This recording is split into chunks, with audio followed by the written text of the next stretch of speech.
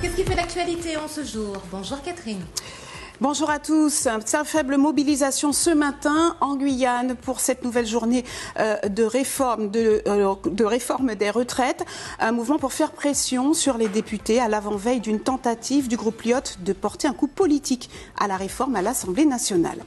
Les premières réponses de Parcoursup sont tombées. Dans l'Hexagone, plus de 50% des lycéens de terminale ou étudiants en réorientation ont reçu au moins une proposition.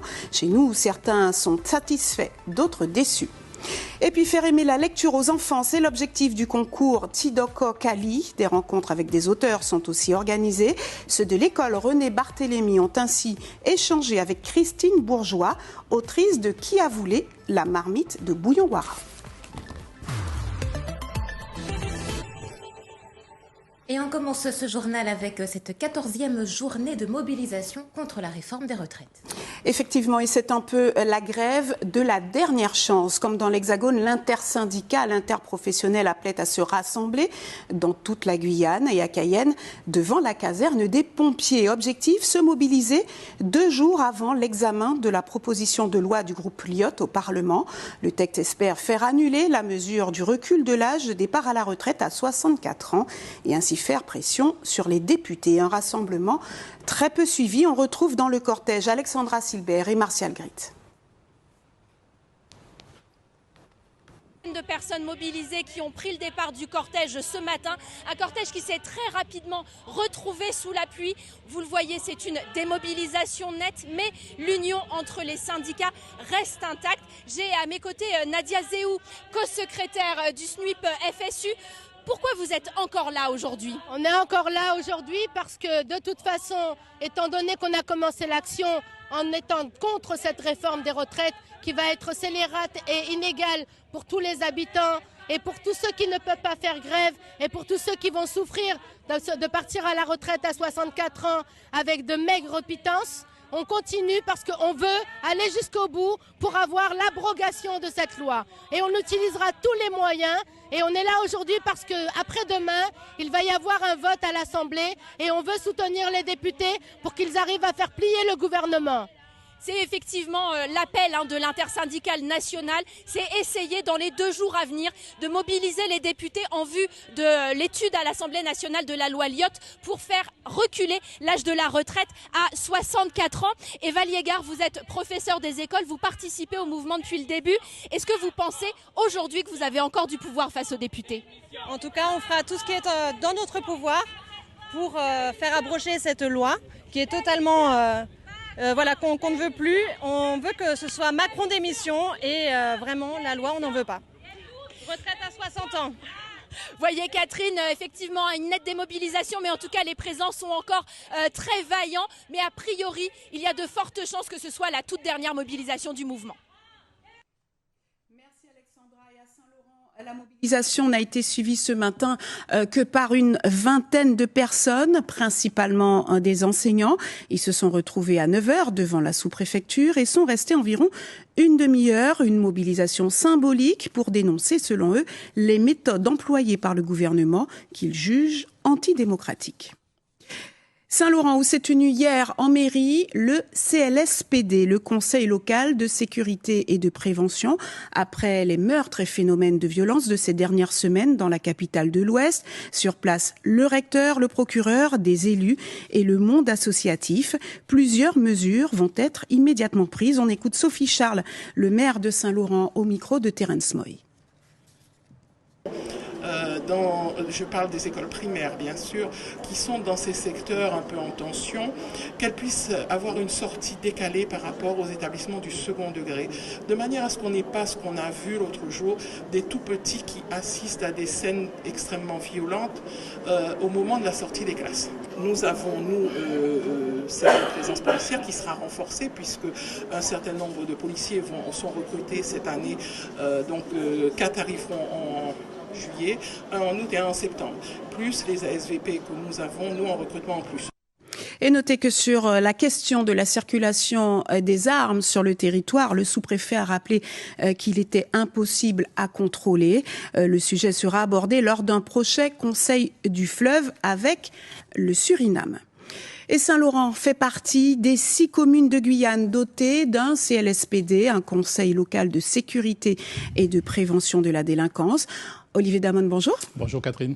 Alors, cette instance, le CLSPD, est obligatoire dans les villes de plus de 10 000 habitants, et ce depuis 2007. De quoi s'agit-il concrètement ?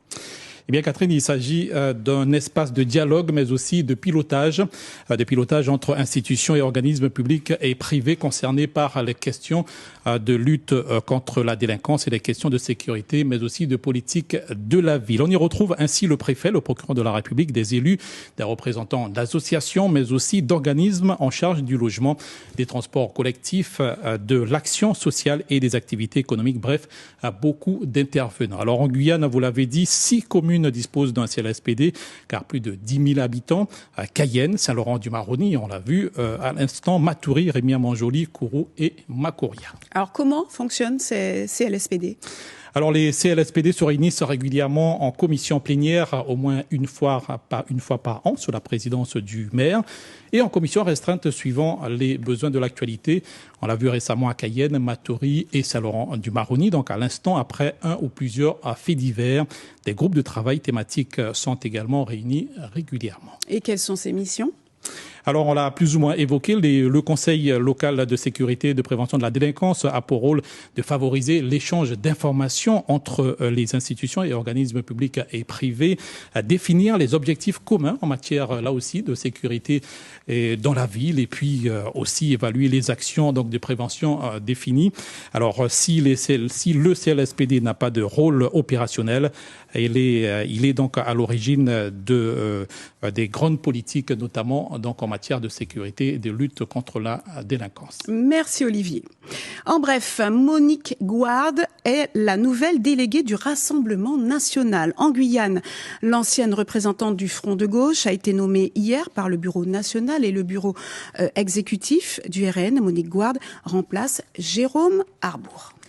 13h07 sur Guyane, la première. On poursuit ce journal avec les premières réponses de Parcoursup qui sont tombées, Catherine. Effectivement, et parmi les 917 000 candidats qui, dans toute la France, ont confirmé au moins un vœu sur Parcoursup, plus de la moitié des lycéens de terminale et étudiants en réorientation ont reçu au moins une proposition.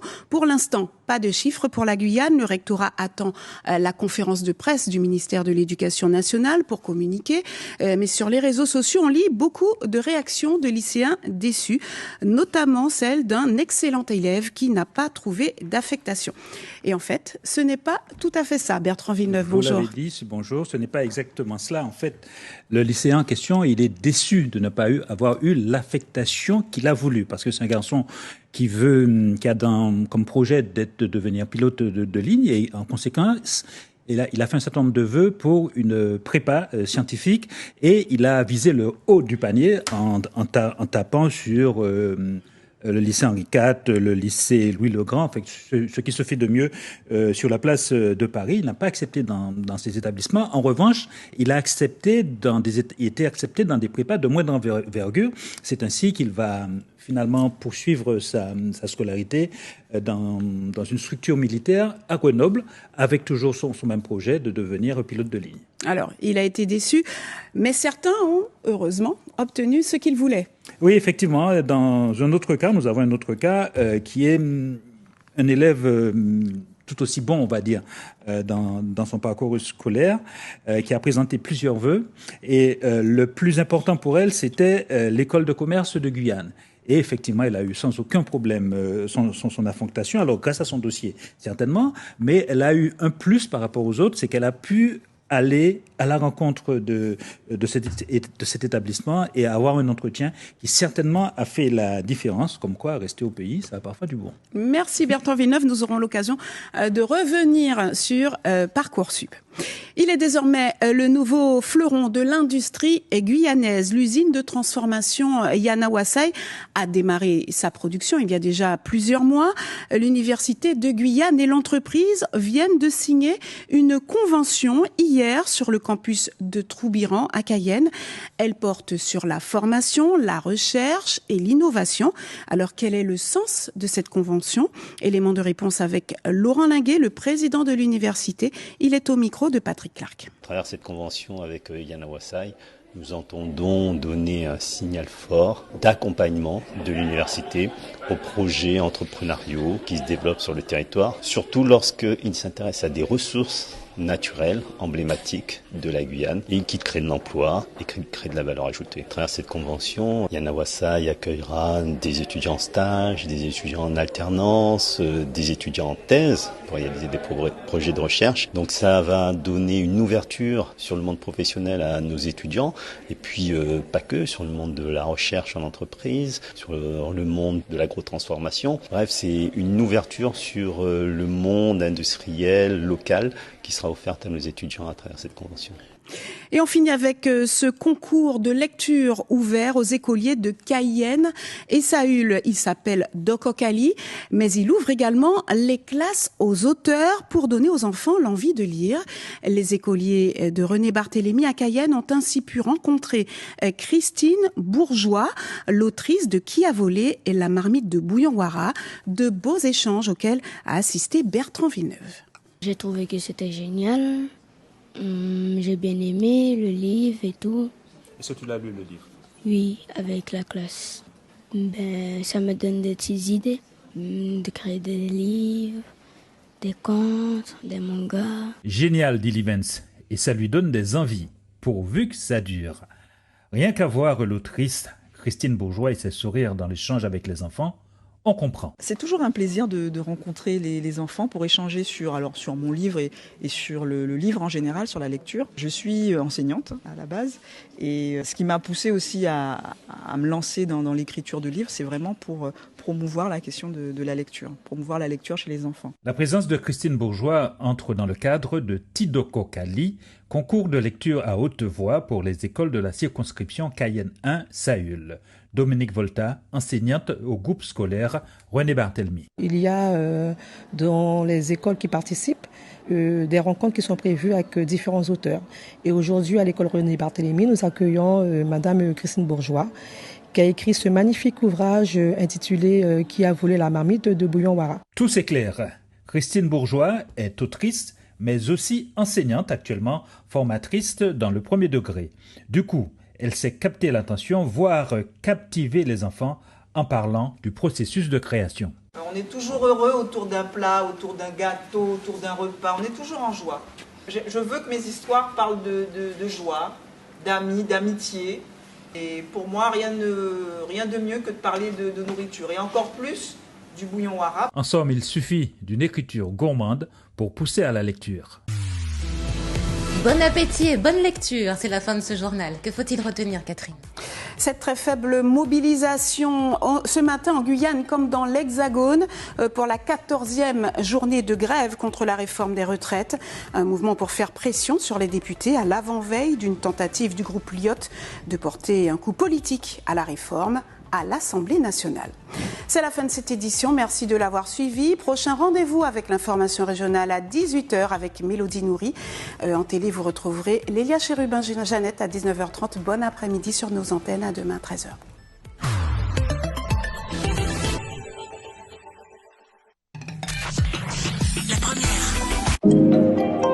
L'information continue sur notre site guyane.lapremière.fr.